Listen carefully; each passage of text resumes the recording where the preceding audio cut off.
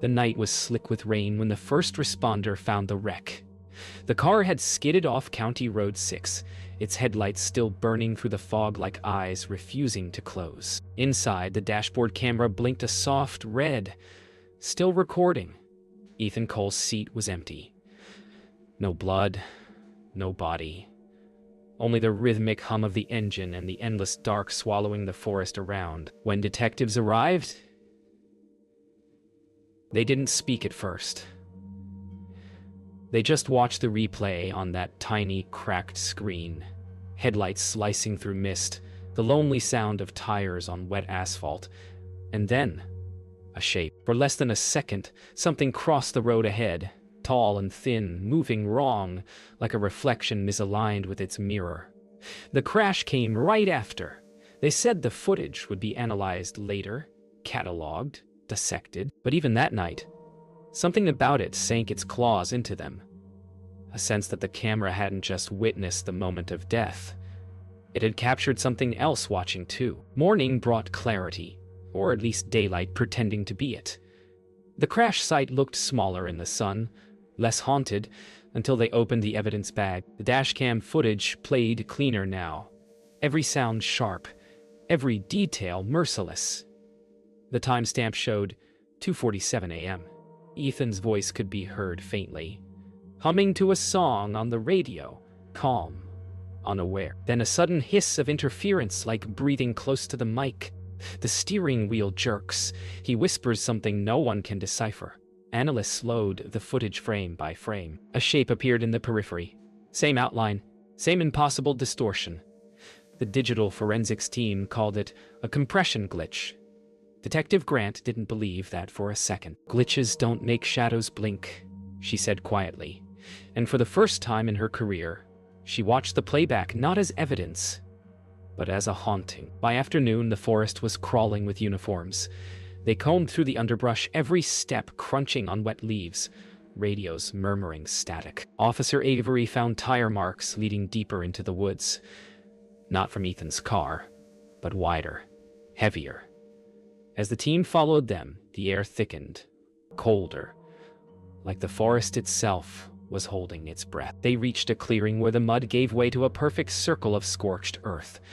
No footprints, no debris, just the faint smell of burnt metal. Lila stared at it too long, feeling a pulse beneath the ground, something faintly electric. She marked the coordinates, but part of her already knew. This wasn't an accident scene anymore. It was a message, and whoever had sent it was still out there. That evening, the footage reached the lab for enhancement. Grain by grain, frame by frame, technicians built clarity from chaos. The shadow in the road resolved into form. Limbs too long, face undefined, eyes like streaks of reflected light. In one frame, it looked directly at the camera. The room went silent. Someone laughed nervously, said it had to be a trick of exposure. But Lila saw something else. A reflection of headlights behind Ethan's car. Except there was no second vehicle recorded that night. She replayed the final seconds again and again until it wasn't the image that unnerved her, but the realization that the camera wasn't pointed at the figure at all. It had turned slightly, almost as if following something invisible outside the car. The case was officially ruled inconclusive accident that night, though no one in the precinct slept easily. Lila drove home through the same road Ethan had taken. She kept her headlights low, her dashcam on, her pulse steady. The forest loomed on either side, black, endless. For a while, nothing happened. Then, just before the turn where Ethan's car had veered off, her radio crackled to life with a whisper, faint, distorted, but unmistakable, her own name. She stopped the car. The road ahead was empty, fog, unbroken. But for one instant, she swore she saw movement between the trees, not running, watching, waiting. The next morning, the department's conference room felt colder than the forest ever had. The dashcam footage now looped on a projector screen, playing soundlessly, its glow flickering across pale faces. No one spoke. The forensics report called the audio interference non-human frequency anomalies. That phrase hung in the air like a curse. Detective Grant stared at the report, tapping her pen against the table, thinking about Ethan, the way he'd hummed softly before everything went silent. She wondered if he'd seen the figure, or only felt it. Officer Avery joked weakly about ghosts. No one laughed. When the lights flickered once, twice, then steadied, the technician mumbled something about bad wiring. But the projector had frozen mid-frame. On that impossible shape, standing dead center in the road, its head tilted as though it were listening. By midday, Lila visited Ethan's ex-wife. The small house smelled of dust and lavender, the kind of scent that pretends nothing terrible has happened. Claire Holt barely opened the door, her eyes hollow, face washed out from sleepless nights. Lila told her gently about the footage. Claire didn't flinch, only asked if Ethan had been afraid. He said something was following him, she whispered. He called me that night. Lila leaned forward, heart sinking. Did he say what it was? Claire's lips trembled. He said it wasn't human, but it knew his name. Outside, wind bent the trees against the windows, tapping like knuckles. And for a moment, both women turned toward the sound, pretending they hadn't heard it whisper back. Later that night, Lila returned to the station alone. The others had gone home, leaving only the hum of fluorescent lights and the low buzz of computers. She sat before the evidence monitor, clicking through Ethan's footage again, frame by frame, mile by mile. Then she noticed something, a reflection in the glass between seconds 42 and 43. Not the figure, but something closer. Eyes in the rearview mirror, not Ethan's. Different angle, different height. Lila's breath caught as she replayed it. Every time she paused, the reflection shifted, almost anticipating her. She muted the audio, afraid of what she might hear this time. But silence wasn't safety, it was invitation. The next day, Officer Avery met her in the parking lot, eyes bloodshot, clutching his coffee like a lifeline. "You won't believe this," he said, voice shaking. He pulled out his phone, a still image from his patrol cam the night before. The same stretch of road, the same figure, half hidden behind fog. Except this time, it was facing the camera. Lila stared at the image, her pulse a drumbeat in her ears. "You were alone?" she asked. He nodded, then hesitated. "No. I thought I was hearing Ethan's voice. It was coming through the radio." Lila didn't speak. The morning sun rose behind them, pale and sickly, washing color out of everything except their fear. That evening, Lila watched the dashcam footage one last time before leaving. She played the segment where Ethan's car began to veer. For a brief instant, the road sign in the distance flickered, its letters rearranging in the glare of headlights. Not a glitch, a message. "Look back." She froze, replayed it again and again, until the letters blurred into light. When she finally shut off the monitor, her reflection lingered longer than it should have, still moving.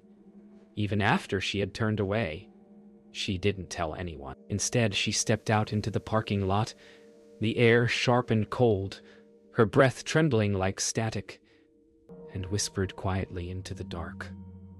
"What are you?" The recordings began like any other trucker's log, mundane, time-stamped, methodical. But by the third entry, Ethan's voice had changed. Gone was the calm cadence of routine. Now there was a tremor, a hesitation before each breath. "If anyone finds this," he murmured between static bursts, "don't watch the road too long. It looks back." The file clicked, skipped, then continued, his words dissolving into a low hum, the sound of the engine mixing with something else, rhythmic, almost like footsteps keeping pace beside the truck. Lila listened in the lab, headphones tight against her ears, eyes closed, heart racing. It wasn't just fear she heard in his voice. It was recognition, as if he'd realized too late that what followed him wasn't outside the truck anymore. It was already inside. Ethan's next log was dated 2 nights before the crash.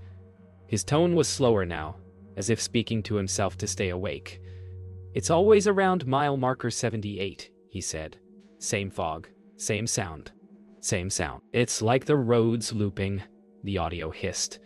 Then a faint knocking echoed from somewhere close, like something tapping the dashboard from inside the engine. "I see lights sometimes," he whispered. "But there's never a car." Lila leaned back, rubbing her temples. The timestamp on the recording was impossible. 3 minutes longer than the total duration of his route. Somewhere, time had stretched, and Ethan had driven through it unaware. Lila requested Ethan's final dispatch logs from the trucking company. The supervisor hesitated, claiming the files were corrupted, but one audio fragment survived. It was only 10 seconds long, yet every second burned itself into memory. Ethan's voice, frantic now, whispering, "It's not fog, it's breath." Then silence, followed by a faint scrape, metal on metal, like fingernails dragging along steel. The technicians couldn't isolate the sound. Lila didn't try. She recognized it immediately. The same distortion she'd heard in her own radio on the drive home. For the first time, she considered that maybe Ethan hadn't lost control of the truck at all. Maybe something had taken it from him. Claire found the voicemail 2 weeks later, buried in her deleted messages. She played it for Lila in trembling silence. Ethan's voice was low, almost unrecognizable. "Claire," he whispered, "don't come looking for me. It doesn't want you. It wants me to remember." Then a gasp, a thud, and the faint sound of a door opening. For a moment, another voice overlapped his, distorted but human-shaped, repeating his words back with slight delay, as though mocking him. Claire broke down, shaking uncontrollably. Lila turned off the recorder and felt a chill crawl down her spine. Whatever Ethan had encountered wasn't trying to kill him outright. It was studying him. That night, Lila dreamed of headlights cutting through fog, the beam bending instead of shining straight. In her dream, she sat in Ethan's seat, the road unspooling endlessly ahead. The radio whispered her name over and over until it wasn't a voice anymore, just static breathing. She woke before dawn, drenched in sweat, the taste of rain in her mouth. When she checked her dashcam, it was still recording from the night before, though she hadn't driven since. The footage showed her empty driveway. Then, for 3 frames, a shadow crossing the lens, its outline bending unnaturally toward the camera. She pressed pause, but the timestamp kept moving.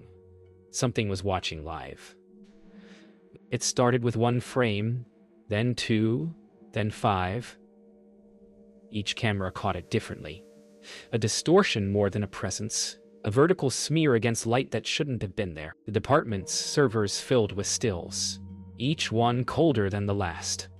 Lila stood before the evidence board, surrounded by photographs that all shared the same wrongness. In one, the figure stood on the road's edge. In another, reflected in Ethan's side mirror.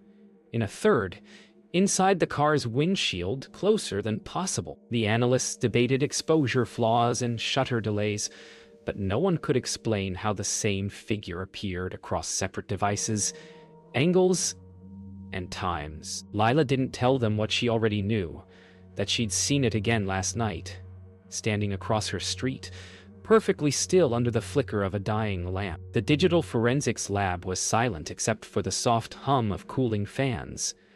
A new discovery emerged, frames from other patrol cars, taken miles apart, showing the same shape. The timestamps aligned perfectly down to the second.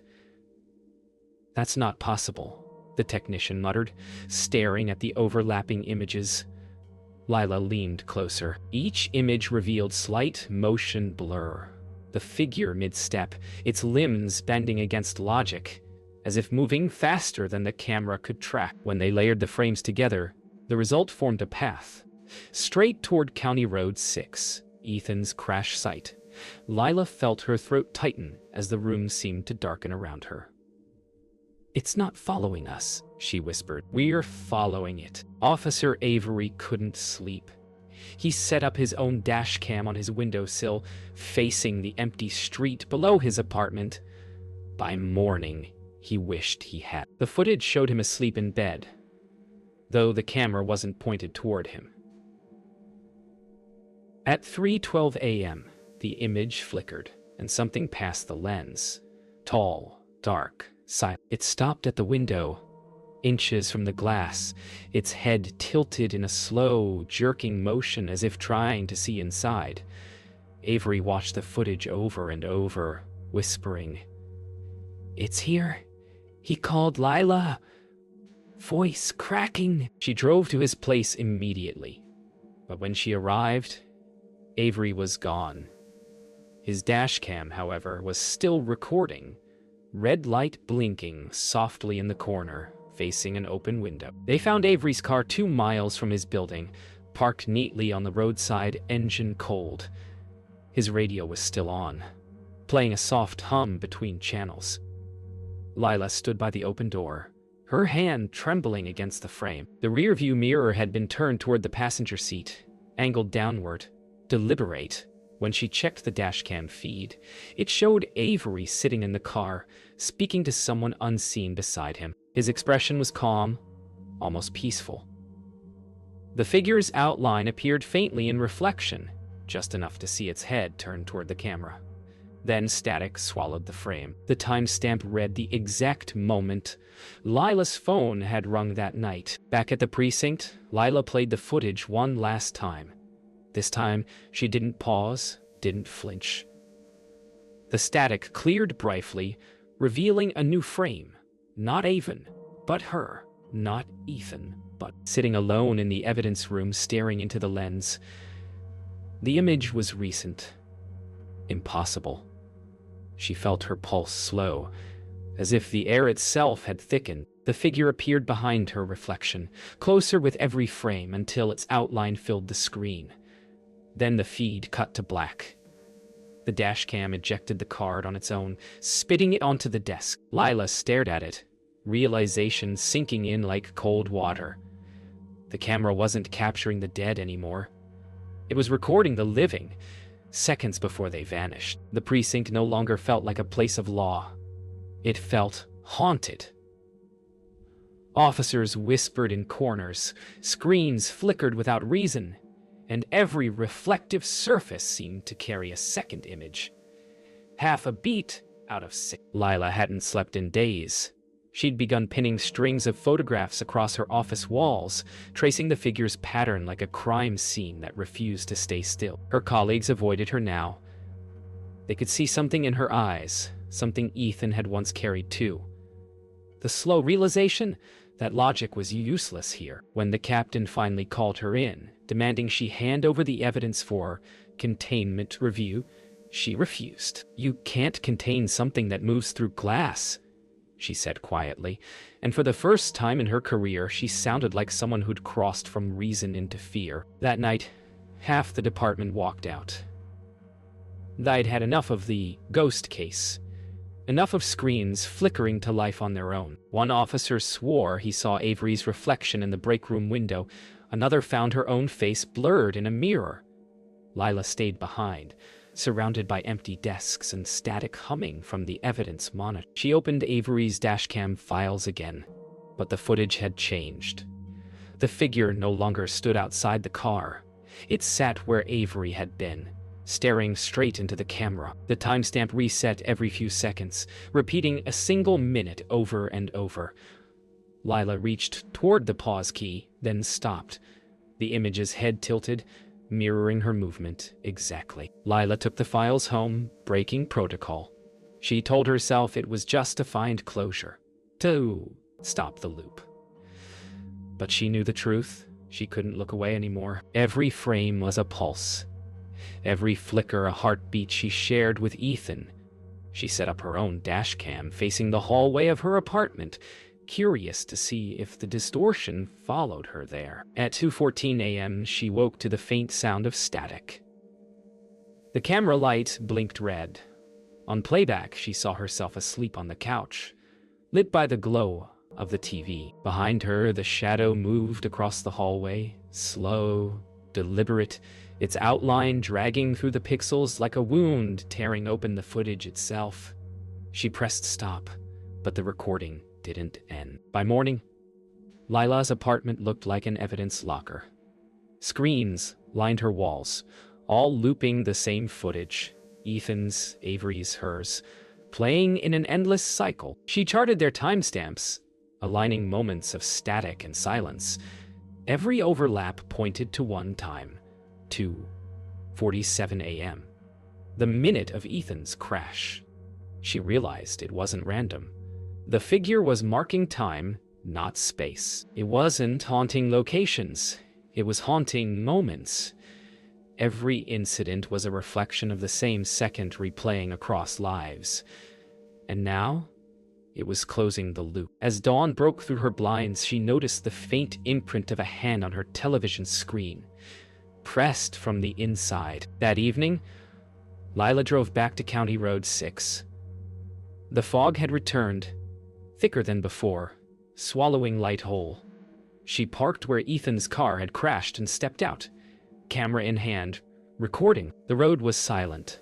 No traffic, no wind, just the pulse of her heartbeat in her ears. "If you can hear me," she whispered, "show me." Her flashlight flickered once, twice. Then from the darkness the shape emerged, tall, shivering with motion like a signal barely received. It stopped in the center of the road, head tilted toward her. For a moment she thought she saw Ethan's outline within it, fading in and out like interference.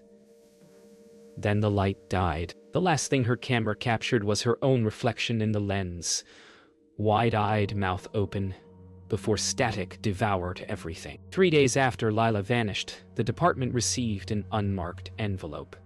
Inside, a flash drive labeled only with a timestamp, 2:47.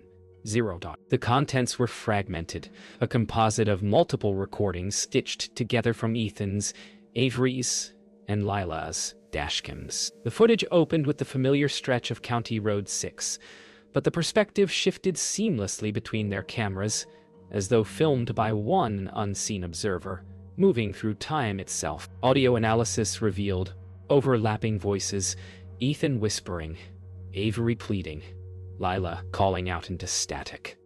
The forensic technician paused the playback when all three voices aligned in perfect sync, speaking the same phrase, "Do you see it now?" For a moment, the feed brightened, and in the glare of headlights a shape took form, not behind the camera, but within the light itself, where no shadow should exist. The footage didn't stop where logic said it should. After the crash sequence replayed, the video continued, but this time, the road appeared empty. The camera panned on its own, slow and deliberate, toward the forest. Between the trees, faint glimmers of light pulsed like breathing. As the focus deepened, new shapes emerged. Hundreds of them, frozen mid-step, their bodies half-transparent, faces blurred by motion. They weren't walking toward the camera. They were walking away from something deeper in the woods. The technicians enhanced the audio, and through the static came a low-frequency hum, mechanical yet human, resonant like a voice stretched through radio static. One analyst swore it whispered a name, Lila's. Later that night, the forensics building went dark. A power surge, they said, though the backup generators never kicked in. When the lights returned, the monitors were frozen on a single image. Lila Grant, standing in the middle of the road, her eyes wide, her mouth moving in silent rhythm with static. The timestamp still read 2:47. But it wasn't old footage. The metadata placed its creation at that very moment. Security cameras caught only flashes, the hum of machines rising in pitch, paper rustling though no air moved, and every reflective surface in the room showing her standing closer, frame by frame. The technician who'd opened the file refused to speak again. He simply pointed at the blank monitor and whispered, It's looking through the lens now. Weeks later, the state archives requested all evidence for secure transfer. What arrived instead was an unlabeled hard drive, wiped clean, except for a single new folder titled Replay. Inside, a single video looped endlessly. The view from Lila's dashcam, facing her apartment door. The footage showed nothing unusual until the 47th second. A faint knocking echoed. The doorknob turned, and from the narrow gap, light spilled in, bending around a figure whose form glitched and reassembled with every frame. When enhanced, the figure's shape was unmistakable. Not Ethan, not Avery, not the unknown. It was Lila herself, standing outside her own home, staring into the lens. The real Lila never returned. The one a recording was still watching. The final report never reached the public. The official conclusion cited digital corruption and psychological contagion. A bureaucratic phrase for something no one dared to name. Yet fragments of the footage began surfacing online, uploaded from accounts long deactivated, each one bearing the same timestamp, 2:47. In every clip, the same road appears, headlights flaring through mist, and at the edge of the frame, a shadow pausing mid-turn, just long enough for the viewer to see it notice them. Experts tried to scrub the files, but they reappeared elsewhere, as if reborn with each deletion. Somewhere out there, County Road 6 still waits in fog, and for those who watch too long, the screen begins to hum, softly, like a breath on glass. Months passed before anyone spoke of the cold case again. Officially, it was closed, archived under accidental fatality, digital evidence compromised. But in quiet moments, officers still whispered about it. They said the lights on County Road 6 sometimes flickered at 2:47 a.m., and cell reception dropped to zero, as if the air itself refused connection. A journalist from a local true crime channel reopened the file, hunting for answers. He never published his piece. His editor received an email the next morning, a single dashcam still attached, the same road, the same fog, the same timestamp. The sender's address belonged to the journalist himself, though his car was found still idling by the roadside, headlights cutting into the mist like a memory that wouldn't fade. Weeks later, a video appeared online titled simply 47 seconds. It spread fast, too fast. Those who watched described seeing something different each time. Some saw the crash, others saw Lila walking into the fog. But one detail remained constant. The final frame always reflected the viewer's own room, captured perfectly from an angle that didn't exist. Cybercrime units traced the upload to Ethan Cole's old account, active again after more than 6 months of inactivity. The IP address led nowhere, just a loopback, folding in on itself like the footage had learned how to hide. The site moderators took it down within an hour, but that was long enough. Thousands had already shared it. The road was no longer confined to the real world. Claire Holt moved away that winter, selling the house she and Ethan once shared. But on her final night there, she found a package left on the porch. No name, no return address. Inside was a dashcam, cracked but intact. The memory card was new. She hesitated, then played it. The footage showed her own driveway, filmed from the same angle Ethan used to park. In the distance, a figure approached slowly through fog, its features flickering between familiar faces. Ethan's, Lila's, Avery's, each one melting into the next. When it reached the camera, it leaned close, whispering something through the static. Claire's scream carried into the night, but the footage captured only silence, the kind that feels almost alive. By spring, the investigation was little more than rumor, a digital ghost story told by those who should have known better. But evidence has a way of persisting, even when forgotten. The state archives reported corrupted video files appearing inside unrelated cases, all labeled CR6 footage. Each file lasted 47 seconds exactly. Investigators stopped opening them. Some screens began to flicker spontaneously during playback of unrelated footage, freezing on frames no one remembered recording. And somewhere, on a fog-bound highway at night, a red light still blinked, waiting for an audience. It didn't matter whether anyone watched anymore. The recording had learned to play itself. In the end, there was no resolution, only an echo. The footage resurfaced once more, quietly uploaded to a cloud server with no traceable origin. This time, the camera faced outward from a moving vehicle. Headlights cutting through the endless fog. In the faint reflection of the windshield, 3 figures sat in the front seat: Ethan, Avery, and Lila.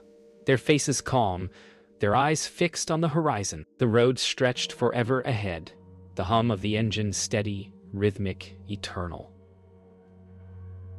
At the 47th second, the view shifted toward the passenger side window. The fog cleared just enough to show another car pacing beside them. The viewer's car, identical in every detail. Then the screen went black, and for the briefest moment, the red recording light flickered one last time before going dark.